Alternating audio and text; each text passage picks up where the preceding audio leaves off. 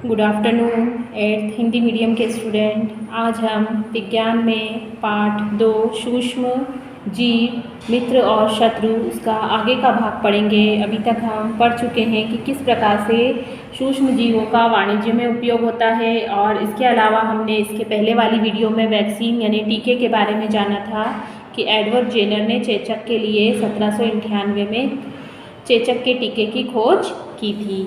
आज हम पढ़ेंगे मिट्टी में उर्वरकता में वृद्धि। कुछ जीवाणु नीले हरे शैवाल वायुमंडलीय नाइट्रोजन का स्थिरीकरण कर सकते हैं। अब इस प्रकार मृदा में नाइट्रोजन का संवर्धन होता है और उर्वरकता में वृद्धि होती है। ये किस में पाए जाते हैं? जड़ में जो गांठें होती है जिन पौधों में, उसमें नाइट्रोजन संचयी जीवाणु उपस्थित होते हैं। इन्हें सामान्यतः जैविक नाइट्रोजन स्थिरीकारक भी कहते हैं। ये इस तरह से दिखाई देते हैं। ये चित्र है इसका। नाइट्रोजन स्थिरीकारक साइनोबैक्टीरिया एक नीले हरे शैवाल के रूप में उपस्थित है। ये जब हम सूक्ष्मदर्शी की सहायता से इसे देखते हैं तो ये इस प्रकार से ये जीवाणु दिखाई देते हैं। पर्यावरण का शुद्धिकरण।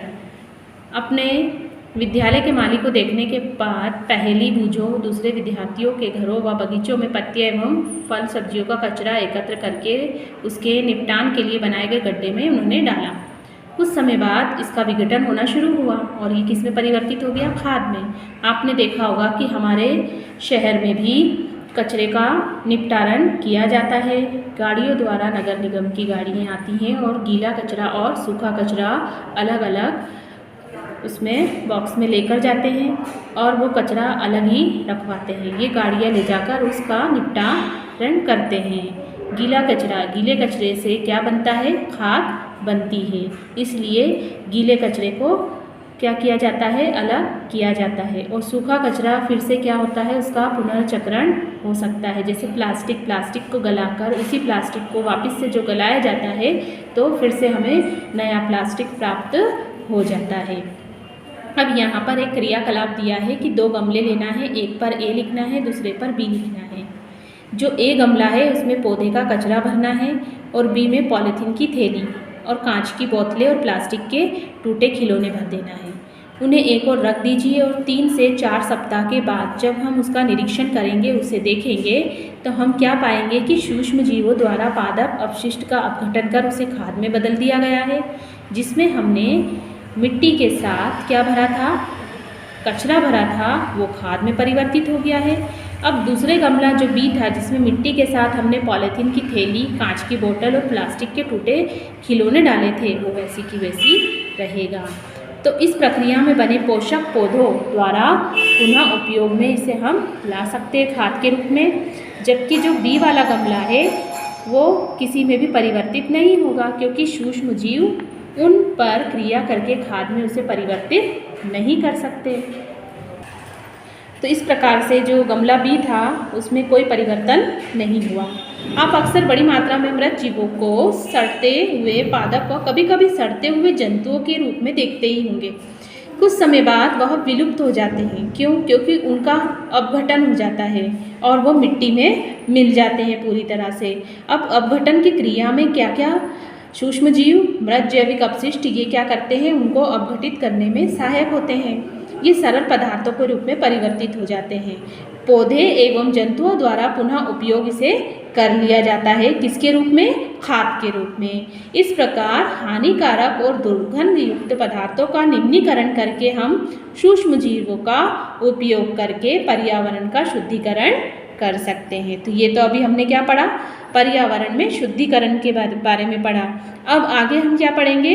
हानिकारक सूक्ष्म जीव। अभी तक तो जो सूक्ष्म जीव के बारे में हम पढ़ रहे थे वो सभी हमारे मित्र थे। किसी न किसी तरह से वो हमारी सहायता करते थे, हमारे स्वास्थ्य के लिए लाभदायक थे।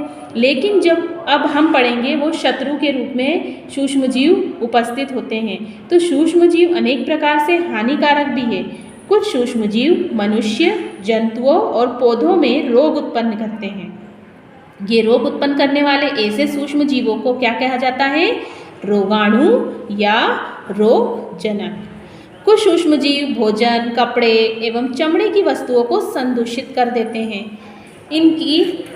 उनकी हानिकारक गतिविधि के विषय में हम और अधिक जानकारी यहाँ आगे हम देखेंगे। अब मनुष्य में रोग का कारक कौन से सूक्ष्म जीव बनते हैं? मनुष्य में रोग उत्पन्न करने वाले सूक्ष्म जीव श्वास द्वारा यानी सांस के द्वारा हमें हमारे शरीर में प्रवेश करते हैं, पेयजल के द्वारा, पीने के जल के द्वारा एवं दूषित भोजन के द्वारा जो संक्रमित होता है। यह संक्रमित व्यक्ति जंतु के सीधे संपर्क में आने से भी रोग का संचरण हो सकता है।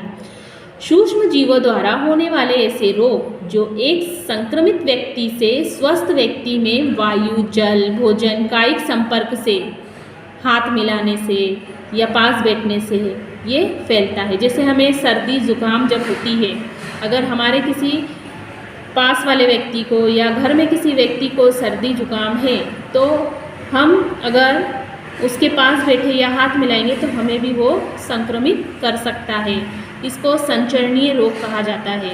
इस रोगों के कुछ उदाहरण क्या हो सकते हैं, जैसे हैजा, सामान्य सर्दी जुकाम, चिकन पॉक्स और क्षय रोग जिसे कहा जाता है टीबी। जब जुकाम से पीड़ित कोई व्यक्ति छींकता है तो सूक्ष्म बूंदों के साथ हजारों रोग कारक वायरस, विषाणु भी वायु में आ जाते हैं और ये वायरस श्वास के साथ ली जाने वाली वायु के साथ शरीर में प्रवेश कर जाते हैं। जैसा कि अभी जो वायरस है वो अभी जो चल रहा है वो इसी प्रकार से एक व्यक्ति से दूसरे व्यक्ति में फैलता है। कुछ कीट जंतु ऐसे भी हैं जो रोगकारक सूक्ष्म जीवों के रोगवाहक का कार्य करते हैं। घरेलू मक्खी इसका एक उदाहरण है। मक्खी कूड़े एवं जंतु अपशिष्ट पर बैठती है और अपने शरीर में उन रोगाणु को चिपका देती है। जब मक्खी बिना ढके भोजन पर बैठती है तो वो फिर क्या करती है, जो शरीर में उसके रोगाणु चिपके हैं वो भोजन पर बिखेर देती है। जो भी व्यक्ति ऐसा दूषित भोजन करता है वो उसे फिर क्या होता है, बीमार हो जाता है। इसलिए तो कहा जाता है कि हमें भोजन को, पानी को ढककर रखना चाहिए और खुली हुई चीज़ों का सेवन नहीं करना चाहिए।